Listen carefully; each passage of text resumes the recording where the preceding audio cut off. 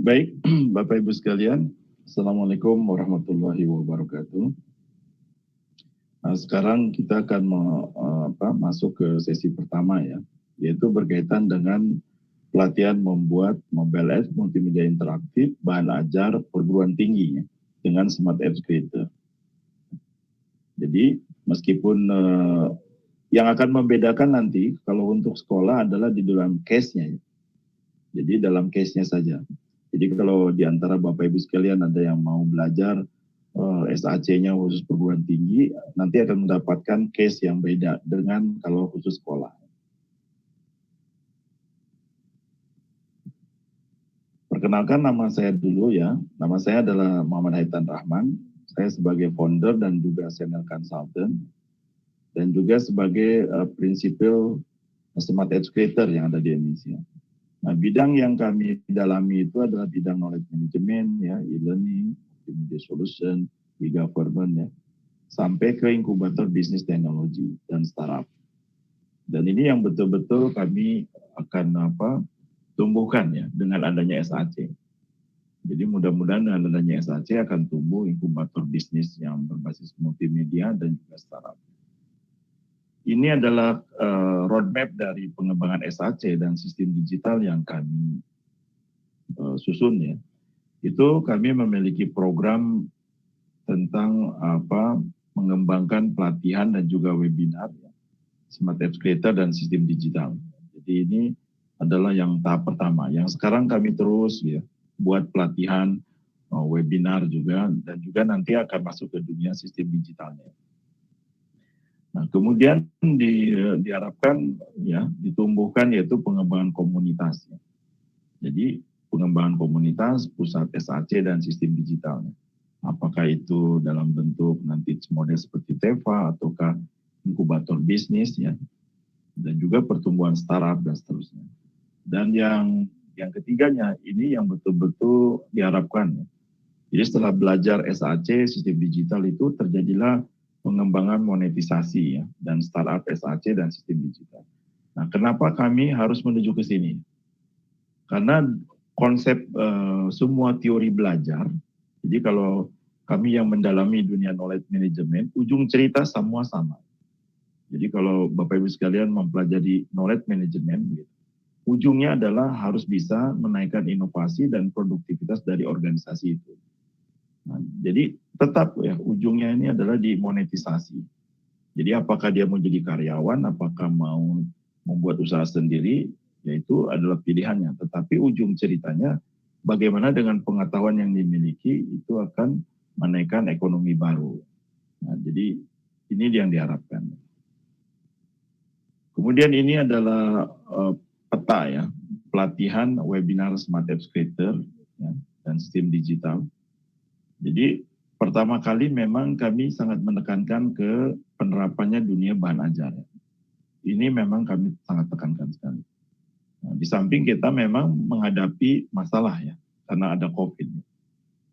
Sebenarnya ada COVID atau tidak COVID, memang yang menjadi permasalahan di Indonesia itu sampai sekarang itu adalah tentang multimedia bahan ajar itu sendiri, yaitu kontennya itu sendiri. Ini menjadi masalah besar.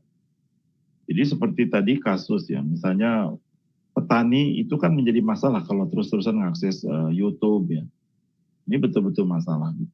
Karena dia kuotanya jelas akan besar. Tapi pengetahuan harus besar, harus banyak kan. Kan jangan sampai karena masalah diakses akhirnya orang belajar jadi susah, itu kan tidak boleh seperti itu. Para ahli juga sama. Di dunia lain pun sama, mengembangkan bagaimana caranya supaya tidak banyak akses di dunia internet. Kalaupun ada, sangat kecil gitu. Nah, jadi ini adalah yang pertama ya Bapak Ibu sekalian, bahan ajar. Kedua adalah membuat mobile apps multimedia interaktif, game edukasi. Webinarnya ini sudah dilakukan ya. Nah, minggu depan rencananya Sabtu, Minggu, Senin juga sama. Itu akan ada pelatihannya khusus sini ya, game edukasi. Ya. Jadi kami banyak mendorong pertumbuhan game ya, tapi untuk pendidikan ya, bukan game untuk nanti habis waktu kalau game untuk itu. Ya. Kemudian mendorong pertumbuhan situs direktori ya. Jadi Jadi kalau bahan ajarnya sudah banyak kalangan guru, dosen, ya mahasiswa, bahkan siswa itu, nah, yang diharapkan adalah tumbuhnya situs direktori bahan ajar dan kreativitas. Nah, ini adalah salah satu topik yang sudah kami berikan pelatihannya, ya. Nanti akan dibuka lagi. Karena diharapkan nanti bahan ajar dan kreativitas di game edukasi ini akan tersimpan di satu portal tersendiri. Kemudian mengembangkan blended learning, ya. Ini memang harus betul sangat serius, ya. Kita di Indonesia, teori blended learning mungkin 15 tahun yang lalu.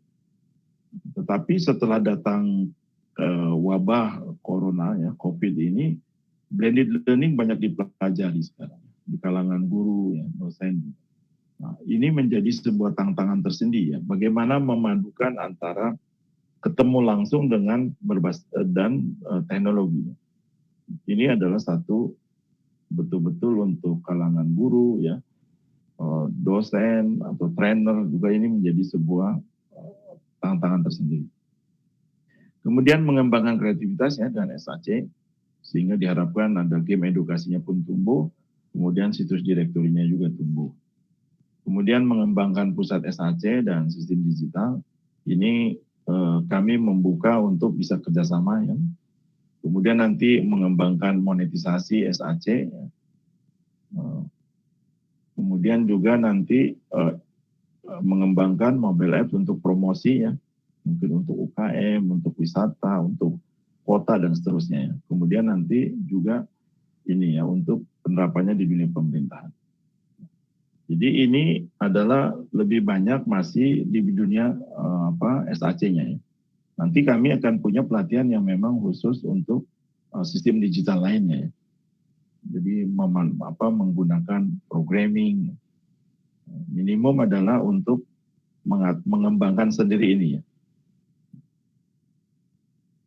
Ini forum dan channelnya, ya, silakan untuk diakses. Seperti kerjasama, Bapak Ibu sekalian bisa mengakses di Inosi Kerjasama SAC, kemudian YouTube, ya. Kemudian ada Facebook page kami, ya. Ya, jadi kami buat page, ya. Kemudian kami buat forum juga di Facebook. Kemudian ada forum blended learning, ya, di Telegram.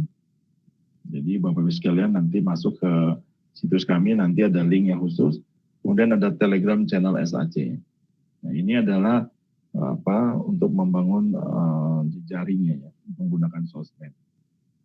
Ini adalah Inosi Apps, ya, yang kami kembangkan. Ini yang betul-betul kami banyak berharap ini bisa tumbuh, ya. Jadi ini seperti Google Play Store lah, gitu. Tapi ini akan lebih sederhana. Diharapkannya nanti ini adalah untuk menampung aplikasi-aplikasi yang dikembangkan, ya, dengan menggunakan SAC, sehingga bisa di-share. Sehingga nantinya bisa dijual juga, ya. Jadi ada yang free, ada yang berbayar, itu bergantung si pengembangnya sendiri. Ini diharapkan jadi marketplace lah. Kemudian lisensi, ya, ini silakan download di versi trialnya, ya. Kemudian tentang lisensi, Bapak Ibu sekalian, ini yang perlu dipahami, ya, karena konsep SAC ini sangat beda. Jadi SAC itu bisa dipakai bersama, ya, di beberapa komputer dengan cara bergantian. Jadi kalau mau mengenerate-nya bergantian, ya.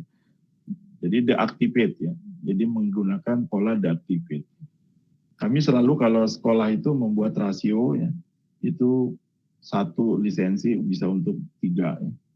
Jadi bisa dipergunakan untuk 3 guru atau 3 dosen atau mungkin 4, ya, bergantung keperluannya. Kemudian juga yang perlu diperhatikan Bapak Ibu sekalian, kami sekarang ini setiap webinar maupun juga training, ya, pelatihan itu memberikan harga secara khusus, ya. Jadi masuknya harus di alamat yang kami berikan. Jangan masuk di alamat yang ada di situs kami, karena itu sangat beda. Karena kalau di sana harganya bisa saja sedang promosi, tidak promosi. Nah, kalau yang yang link yang dikasihkan ke email itu berlaku 1 tahun. Jadi silakan pakai. Baik, sekarang ke pelajaran pertama dulu, ya, tentang pengantar dan pengertian. Nah, tujuan pelatihan ini adalah apa ya? Untuk memberikan pemahaman mengembangkan mobile apps, multimedia, bahan ajar ya, untuk perguruan tinggi. Jadi untuk memberikan pemahaman mengembangkan bahan ajar ini secara sistematis dan terencana. Jangan sampai kita nih membuat aplikasi tidak ada prosesnya gitu ya. Karena yang paling besar kalau kita membuat sebuah aplikasi ya, itu yang paling besar itu di perencanaan dan prosesnya itu. Dalam perancangannya itu yang paling nyusun layout, nyusun konten. Itu waktu yang diperlukan mungkin adalah bisa sampai 75% sampai 80%. Sedangkan membuat aplikasinya mungkin hanya 20%. Jadi ini yang perlu betul-betul dipahami. Kemudian memberikan pengetahuan keterampilan Smart Apps Creator ya. Nanti Bapak Ibu sekalian akan belajar Smart Apps Creator secara ininya dan juga nanti ada contohnya. Kemudian ada Drawmine, Mind Mapping. Ini kami selalu pakai ya. Kemudian juga memberikan pengetahuan tahapan pengembangan ya, mobile apps, multimedia interaktif, bahan ajar, perguruan tinggi ya, dan Smart Apps Creator. Jadi nanti akan ada prosesnya dan juga contoh besarnya ya. Jadi ada contoh besar yang betul-betul bisa ditiru. Jadi kalau mau membuat sebuah aplikasi Android bahan ajar gitu ya, berbasis Android, itu dengan melihat proses yang kami contohkan, harusnya membuat aplikasi bahan ajar akan cepat. Nah, kemudian juga membentuk ya komunitas ya. Jadi ini yang diharapkan tumbuh terus ya. Kemudian manfaat peserta dapat meningkatkan pemahaman penggunaan Smart Apps Creator ya. Jangan lupa yang seperti kami jelaskan sebelumnya bahwa SAC pelajaran yang di bahan ajar itu adalah yang punya untuk yang semua mengenal SAC-nya. Karena nanti di pelatihan game edukasi SAC-nya sudah tidak disentuh lagi ya. Jadi SAC-nya sudah dianggap sudah memahami gitu. Sehingga ya yang bagus ada yang mau belajar di game edukasi telah memahami bagaimana membuat aplikasi bahan ajar dengan SAC ini. Kemudian memanfaatkan Drawmine ya, mind mapping untuk menyusun struktur aplikasinya dengan baik. Ini sangat kunci ini. Nanti kita akan di sesi kedua ya, Drawmine ini. Baru besok tentang SAC. Kemudian nanti peserta juga akan memahami ya tentang metodologi bagaimana mengembangkan mobile apps ya, multimedia interaktif bahan ajar. Ya. Jadi metodologinya. Kemudian tentunya diharapkan nanti para peserta dapat berbagi ya, pengetahuan dengan gagasan aplikasi-aplikasi yang dikembangkan. Sasarannya adalah untuk kalangan perguruan tinggi ya, fakultas, jurusan, dosen, mahasiswa gitu. Dan juga guru yang memang mau berkeinginan memahami tentang SAC, tapi nanti case-nya akan memang konsennya di dunia itu ya. Karena beda, sangat beda case-nya. Jadi studi kasus besarnya adalah untuk di dunia perguruan tinggi. Struktur pelatihannya adalah pelatihan kita pengantar ya, kemudian Drawmine ya. Jadi nanti sesi 2 kita Drawmine, Smart Apps Creator ya. Ini 2 sesi besok. Kemudian tahapan ya. Kemudian nanti kami akan tunjukkan bagaimana membuat sebuah aplikasi dengan SAC ya. Yaitu satu topiknya tentang BMC, Business Model Canvas. Jadi kita ada semuanya ada 6 sesi. Perangkat lunak yang dipakai Smart Apps Creator, ya kemudian Drawmine, dan lupa ini. Ini tool ini termasuk tool yang sering kami pakai, hampir harian. Jadi kalau kami mau menulis buku, mau merancang produk, apa saja, konsep mind mapping selalu kami pakai. Kemudian ada Google Classroom, ya. Jadi nanti Bapak Ibu sekalian akan diundang untuk masuk di Google Classroom-nya, ya, kemudian menggunakan Google Meet. Nah, nanti mungkin Bapak Ibu sekalian perlu memahami ya. Indonesia ya, saya nggak melihat di tempat lain. Kami punya pengalaman ya, ternyata kalau full hanya video semuanya ada di mana, di LMS gitu ya, seperti pakai Moodle atau apa, itu kemungkinan untuk diaksesnya kecil. Tetap kita itu masih memerlukan ini, kegiatan live conference. Jadi Google Meet atau mungkin Zoom dan seterusnya masih diperlukan. Komunikasi direct itu masih diperlukan. Ini tugas besar ya bagi peserta yang ingin mendapatkan sertifikat ya. Silakan membuat tugas besarnya ya. Dan kami akan sediakan template-nya dan juga model strukturnya sehingga Bapak Ibu sekalian bisa membuat sebuah aplikasi dengan cepat. Jadi silakan untuk dipergunakan. Jadi kalau ada yang berkeinginan ya, jadi mudah-mudahan berkeinginan semua ya ada sertifikat. Jadi produk-produk yang hasil yang dikembangkan di Innosi App itu adalah peserta yang menyerahkan tugas ya. Jadi beberapa aplikasi itu hampir sekitar 20 gitu. Itu memang pesertanya yang menyerahkan tugas, itu dapat sertifikat. Kami dan di-share-kan ya. Bapak Ibu sekalian bisa kontak, di situ ada emailnya semua, punya Facebooknya juga dan seterusnya. Baik, kita masuk ke materinya ya. Kita pengantar tentang mobile apps multimedia interaktif bahan ajar. Nah, kami ingin mengajak ke pemahaman ini. Ini adalah sebuah data ya, yang dikoleksi oleh satu grup ya. Jadi kalau Bapak Ibu sekalian sering namanya Hotsuite ya. Ini Hotsuite ini. Ini kalau Bapak Ibu sekalian perhatikan, ini adalah perusahaan besar. Nah, tapi kita nggak nyentuh perusahaan itu. Nah, tapi yang ingin kami tunjukkan adalah tentang pengguna internet. Ya. Jadi pengguna internet kita itu adalah ada 202 juta. Itu di Januari 21 tahun lalu. Ya. Kemudian pengguna internetnya itu dibandingkan dengan populasi itu hampir 74%, ya, 73,7%. Dan ini naik terus ya, naik terus. Tetapi Bapak Ibu sekalian perhatikan ya, ternyata yang akses internetnya menggunakan mobile device ya hampir 100%, 96,4% akses lewat mobile.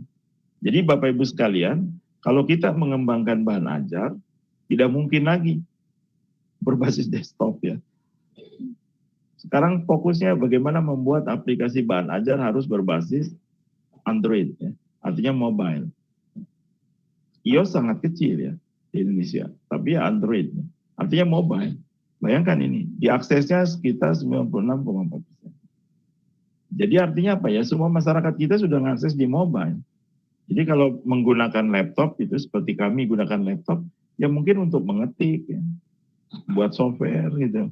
Tapi mengakses informasinya mungkin sudah nggak ada lagi, sudah sangat sedikit gunakan laptop. Jadi dibandingkan akses informasinya, pengetahuannya, itu kami sendiri akan lebih banyak menggunakan mobile. Laptop kami pakai untuk mengetik, menyusun proposal, ya buat software dan seterusnya.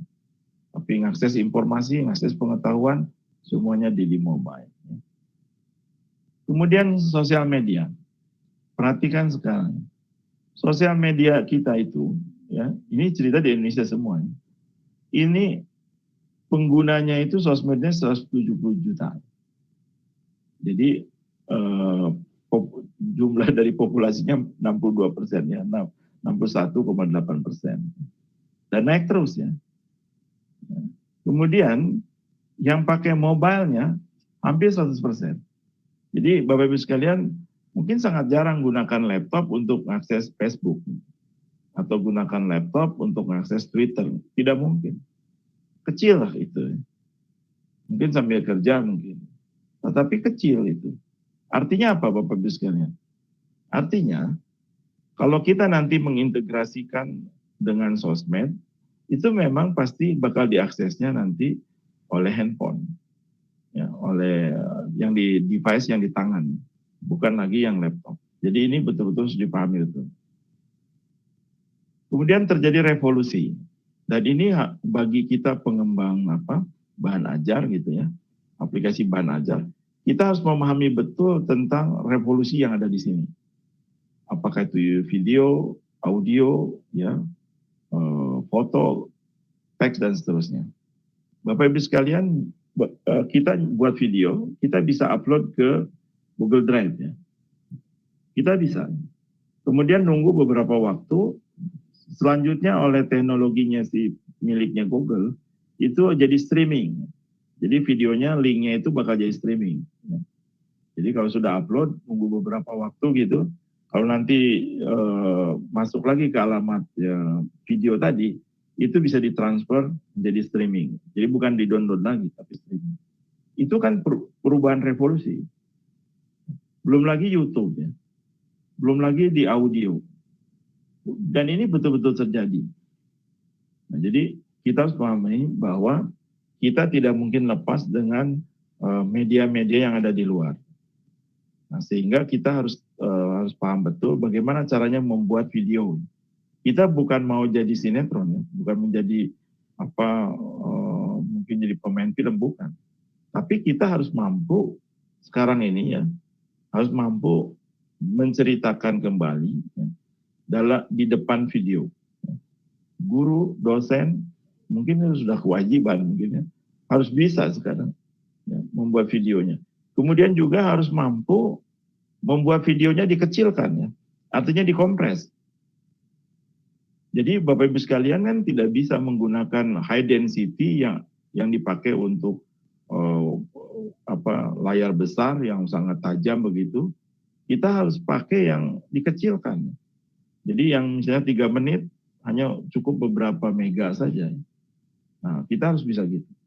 Nah, kami juga sama ya, seperti saya sendiri meskipun bukan backgroundnya di dunia media begitu ya, multimedia. Akhirnya kami sendiri jadi harus belajar ya, bagaimana kompres video. Terus ukuran yang bagusnya berapa, kalau YouTube berapa gitu. Ternyata seperti YouTube dengan rasio 800 cukup gitu. Kalau handphone berarti akan lebih kecil lagi. Kalau layar ini kan cukup besar ya, layar monitor ini. Jadi ini betul-betul harus dipahami. Kemudian medianya bisa dibayangkan. Ada YouTube, Vimeo, Spotify, Canva, Pixabay, ya, Google Drive, dan seterusnya. Dan semua media-media ini, Bapak Ibu sekalian, ini yang perlu dipahami. Semua sudah menyediakan web service-nya. Ya.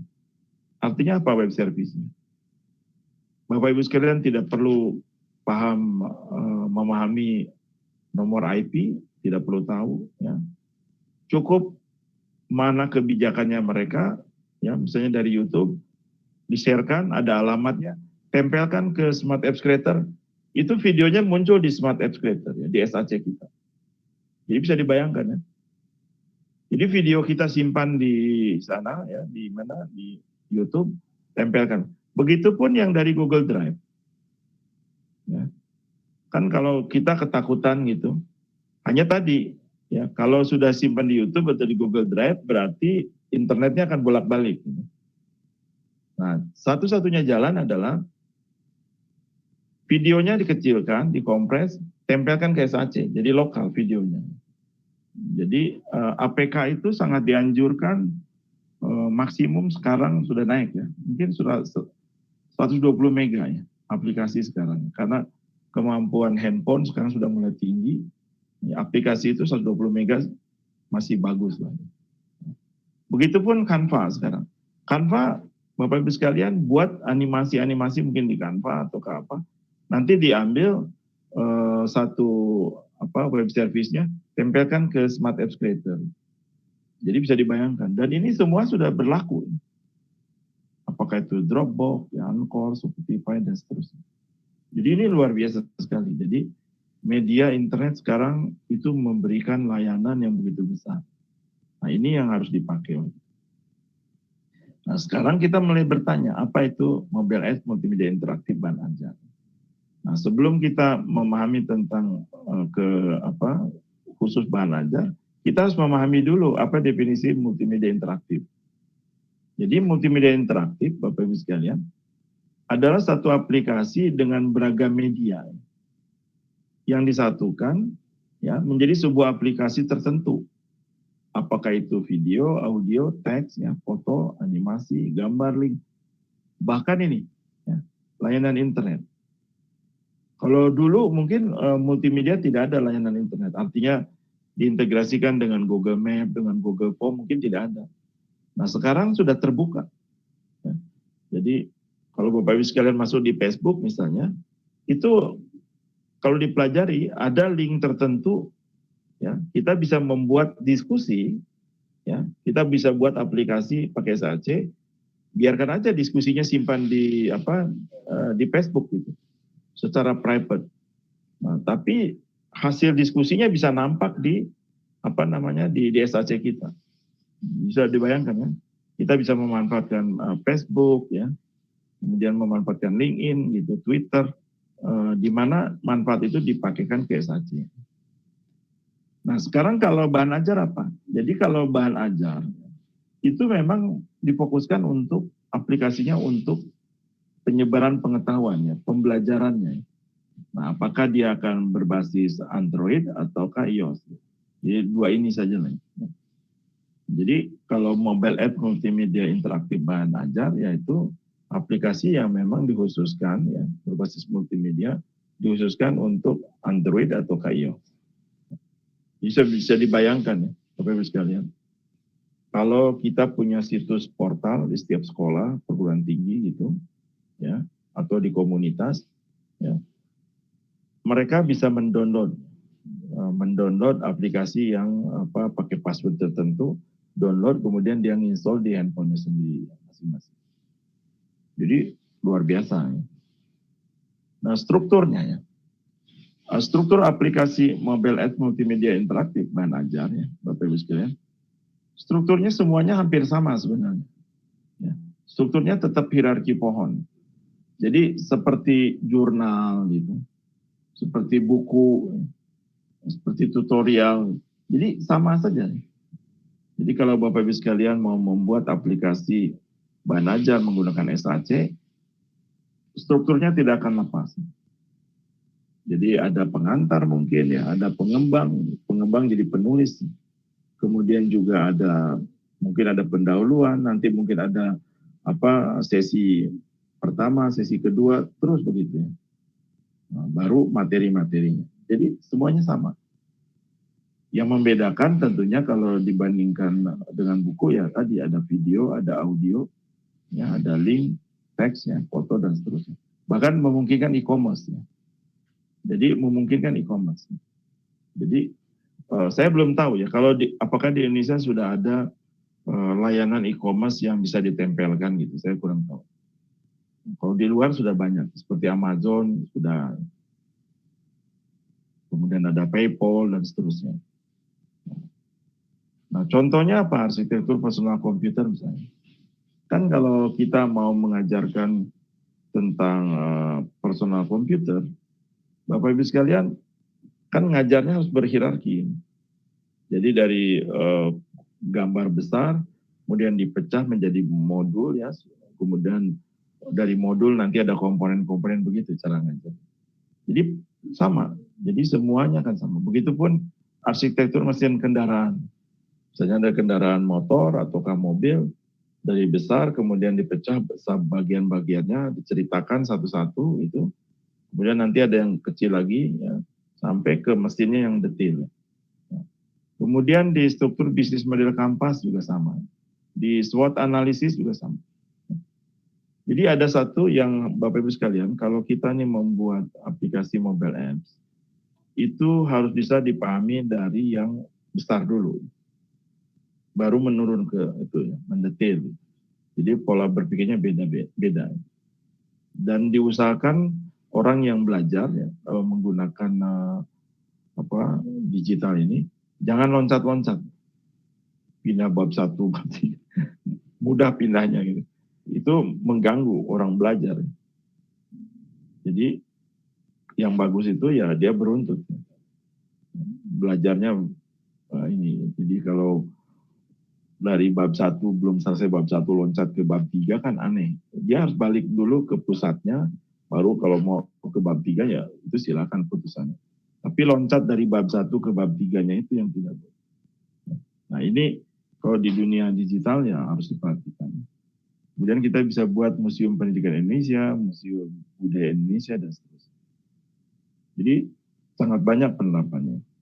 Nah di sini terjadilah perubahan pola pembelajaran.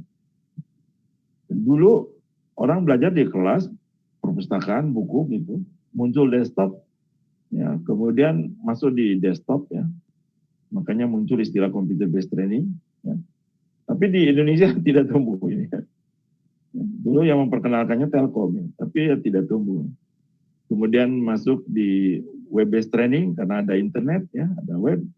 Juga sama, di Indonesia juga belum tumbuh. Ya. Sekarang saja baru tumbuh. Pada internet dan webnya itu orang mengkaji dari tahun 20 tahun yang lalu kami sudah baca ya, tentang teori-teori ini. Nah, kemudian dengan adanya mobile muncullah istilah mobile based learning. Nah, Bapak Ibu sekalian perhatikan ya. Cara belajarnya pasti beda ya. Kalau di sini seperti apa, nanti kalau di komputer seperti apa, kalau di web seperti apa. Nah, disinilah yang harus mulai kita jeli. Kalau di web based training, otomatis dia kan terus online. Ya. Jadi kalau tidak online ya tidak bisa. Kecuali dia bisa menggabungkan ini. Tapi kalau di sini lain.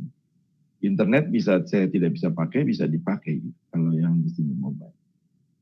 Nah, makanya muncullah 3 tipe.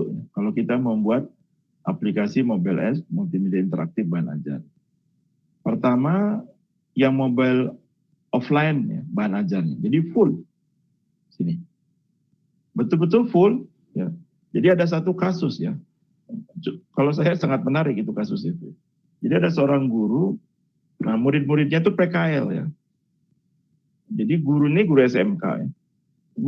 Muridnya itu PKL itu harus ke apa melaut gitu ya, ke kapal dan melaut. Artinya itu tidak mungkin ada internet di laut gitu. Ya. Nah, gurunya menyiapkan materinya itu menggunakan SAC, sengaja itu ya. Terus saya tanya kenapa itu videonya ada di sana. Kok nempel gitu ya, ada video lokalnya.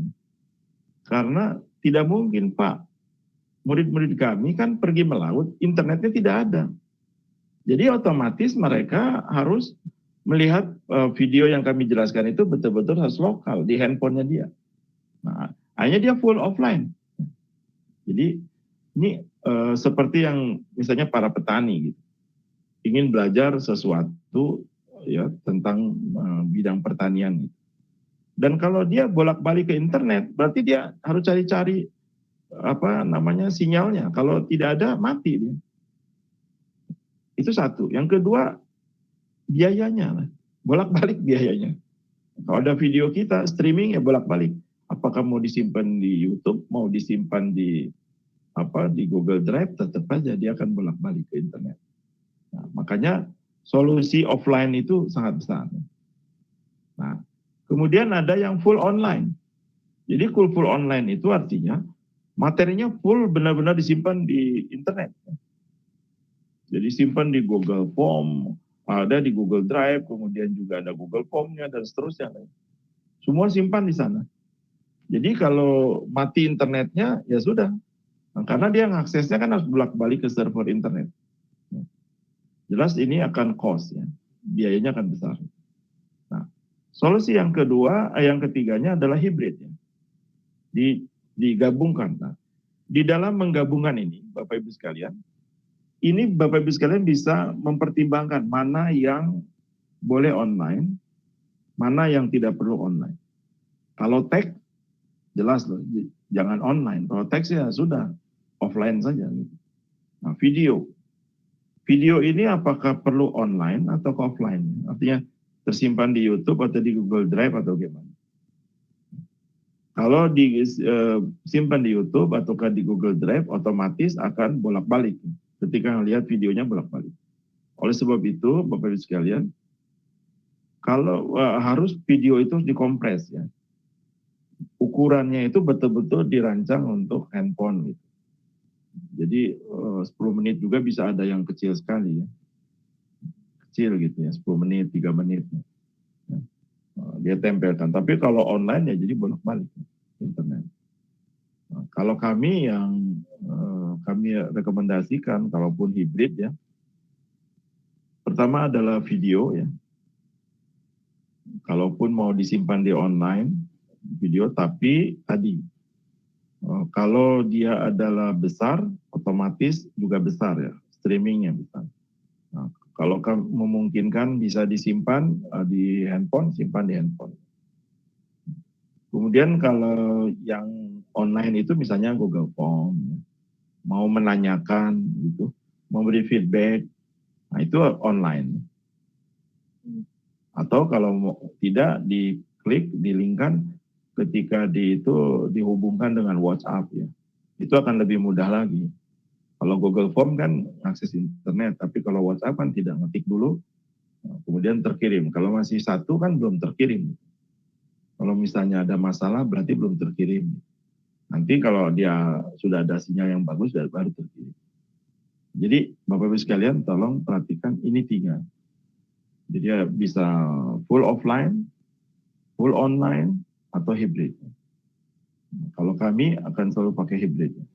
Yang hybridnya yang kami biasa pakai adalah untuk feedback aja ya. Google Form yang gitu. Kalau yang lainnya kami simpan karena kapasitas sekarang sudah cukup besar. Handphone sekarang beda dengan dulu. RAM juga sudah mulai murah. Nah, sekarang masuk ke pengantarnya, Smart Apps Creator. Apa itu Smart Apps Creator? Jadi Smart Apps Creator merupakan aplikasi multimedia creator atau builder. Untuk membuat aplikasi mobile apps multimedia mudah, cepat. Nah ini tanpa programming. Ya. Ini terus terang saja ada 2 istilah ya Bapak Ibu sekalian. Namanya ada no code. Nah kalau Smart Apps Creator ini adalah no code, ya, tanpa programming, benar-benar tanpa programming. Nah sekarang perusahaan-perusahaan besar sudah mulai mengembangkan yang low code. Ya. Jadi programmingnya sangat rendah. Sehingga ini menjadi tantangan bagi kalangan informatika ya. Karena informatika, tantangan. Ini betul-betul tantangan besar di Indonesia. Saya juga nggak tahu ya bagaimana ininya. Karena beberapa tool yang kami pelajari, SAC jelas ya, itu tanpa programming gitu. Kemudian yang belajar HTML sekarang tanpa programming, jadi cepat gitu. Jadi ini luar biasa. SAC adalah salah satunya. Jadi aplikasi untuk buat multimedia, ya cepat, mudah, tanpa programming. SAC jelas dapat dipelajari oleh siapa saja. Oleh siswa, mahasiswa, guru, dosen, konsultan, trainer, orang tua. Dan tidak perlu harus punya latar belakang IT dan programming. Yang punya kebiasaan Microsoft PowerPoint, itu sangat mudah belajar SAC. Nih, pola yang lama, Bapak Ibu sekalian, kalau kita buat sebuah aplikasi ya, Android, iOS, web, desktop, ya aplikasi ini harus pakai programming. Java, PHP, DLP, Python, dan sebagainya. Dan mulai sekarang sudah mulai beberapa bahasa pemrograman mati dengan sendirinya. Seperti DLP mungkin sudah kurang, mungkin lama-lama mati itu ya. Visual Basic juga lama-lama mati juga. Yang sedang tren sekarang Python. Jadi ya setiap itu ada perubahannya. Tapi ya tadi harus pakai programming. Jadi kalau buat aplikasi ini harus pakai programming. Muncullah ini seperti SAC. Membuat aplikasi Android ya, multimedia, HTML, desktop, no programming. Jadi Bapak Ibu sekalian bisa buat aplikasi multimedia, no programming. Pak, apakah bisa dengan SAC buat sistem database? Oh, sangat bisa ya. Buat di aplikasinya pakai PHP programming, tempelkan saja ya, ke SAC. Jadi langsung. Jadi kita bisa membuat mobile sistem database ya. Sangat mudah itu. Buat di PHP, di webnya, nanti tempelkan ke dalam SAC jadi. Ya tetap, tapi PHP-nya harus pakai programming. Tapi kalau SAC-nya sendiri yang secara utuhnya itu no programming. Jadi fokusnya harus pada konten, skenario, navigasi, animasi, udah selesai. Nah, seberapa banyak kemungkinan? Oh, sangat banyak. Kemungkinan dari interaksi yang terjadi di objek. Ya, bergantung kreativitasnya. Tapi untuk bahan ajar itu dari beberapa pengembang ya, kalangan guru buat aplikasi bahan ajar yang kami perhatikan tidak banyak ya ininya. Karena dia bukan bahan ajar bukan game edukasi. Kalau game edukasi jelas bakal banyak itunya skenarionya. Tapi kalau untuk bahan ajar skenarionya itu sangat sedikit. Nanti kami tunjukkan. Manfaatnya jelas ya, membuat aplikasi untuk city guide, company, profile, personal, branding atau bahan ajar sangat mudah, cepat dan tanpa programming. Kemudian manfaat lagi yang keduanya adalah, jadi kalau kita mau buat aplikasinya jadi desktop, aplikasi desktop, ya atau ke web, ya, tanpa merubah aplikasi yang dibuat. Jadi sekali aja, buat sekali bisa Android, iOS, bisa untuk desktop, ya, HTML5. Nah, kemudian lagi ini diintegrasikan dengan beragam web service dengan sangat mudah. Ini yang luar biasa dan ini sangat melimpah ya sekarang ini. Ya. Ada Google Form, YouTube, Google Map, Google Doc, Microsoft Form. Belum lagi ada chatnya. Kemudian bisa untuk ada lagi yang orang mengembangkan untuk video conference ya seperti Zoom diintegrasikan dengan SAC. Akhirnya kita punya seperti aplikasi Zoom, padahal bukan aplikasi SAC. Dia ada layanannya. Discussion forum bisa pakai Facebook, tempelkan. Jadi ini melimpah ya. Betul-betul sangat melimpah ini. Dan yang bisa diintegrasikan dengan SAC. Ini Bapak Ibu sekalian kalau sudah mulai memahami SAC, kemudian web service-nya, mulai dicatat ya. Karena belum tentu semua bakal dipakai. Mungkin yang akan sering dipakai YouTube, Google Form, Google Map juga. Kalau ini ya, Google Map kalau untuk misalnya untuk pertanian masih dipakai, tapi kalau secara umum hampir jarang saya lihat. Google Doc juga jarang karena kita masuk di ini. Microsoft Form ya sama dengan Google Form. Jadi tidak akan banyak lah yang dipakai. Ini ya yang bisa diintegrasikan nih, yang kami sebutkan. Ada Blogger, ada Webbox, ya, Talk.io, Google Drive. Sangat banyak, sangat melimpah ini. Ya, Bapak Ibu. Dan sampai sekarang kami belum mendapatkan dari buatan kita ya, orang kita. Google Form itu sepertinya mudah buatnya, tapi itu susah. Buatnya sangat gampang kan, formnya itu nama gitu. Tapi itu susah ya, Bapak Ibu sekalian membuat Google Form seperti Google Form. Itu programmingnya sulit sekali itu. Apalagi dia bisa diintegrasikan dengan Excel, ya, dengan Google Sheet-nya. Itu rumit sekali ini yang membuat ini. Tapi kalau kitanya make ya tempel aja kayak saja jadi. Jadi sangat banyak sekali, sangat melimpah untuk mendukung bahan ajar kita. Aplikasi penerapan ya bisa untuk pendidikan untuk siswa, mahasiswa, ya, dosen, sekolah, ya. Kemudian perguruan tinggi, training center, pemerintahan, kementerian, ya, lembaga, ya, dinas juga bisa, kecamatan, desa, kelurahan. Ya.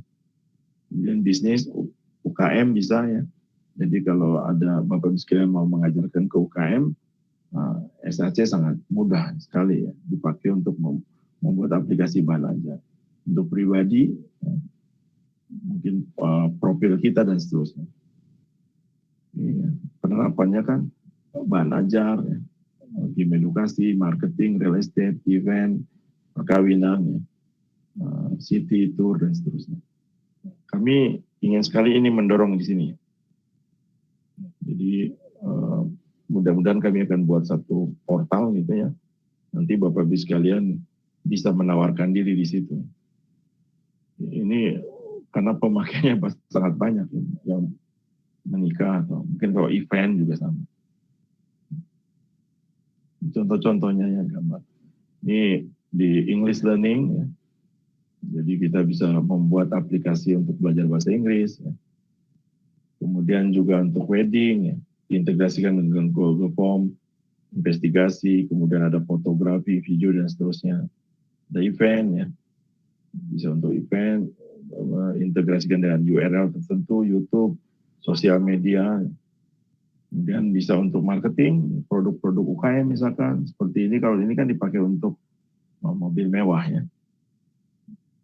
Ada website, ada forumnya, ya, kemudian ada YouTube. Jadi ini sangat luas, ya.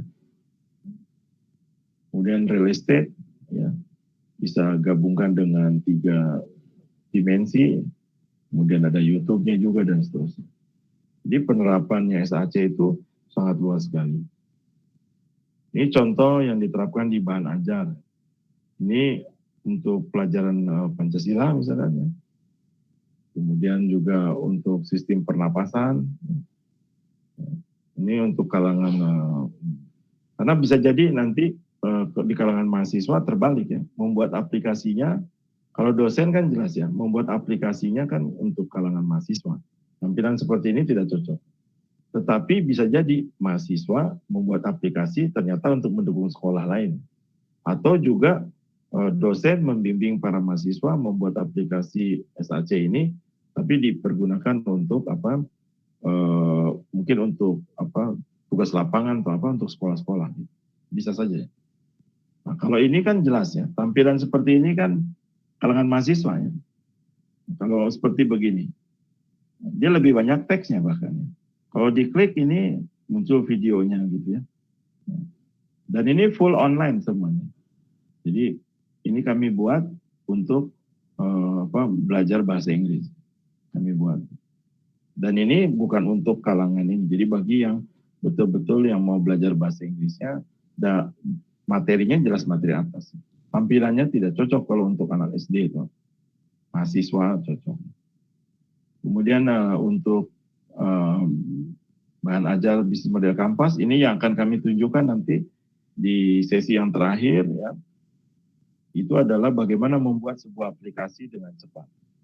Jadi menggunakan metodologi yang kami ajarkan. Nah, kasusnya adalah bisnis model kampas. Baik, terima kasih Bapak-Ibu sekalian. Silakan kalau ada yang mau bertanya.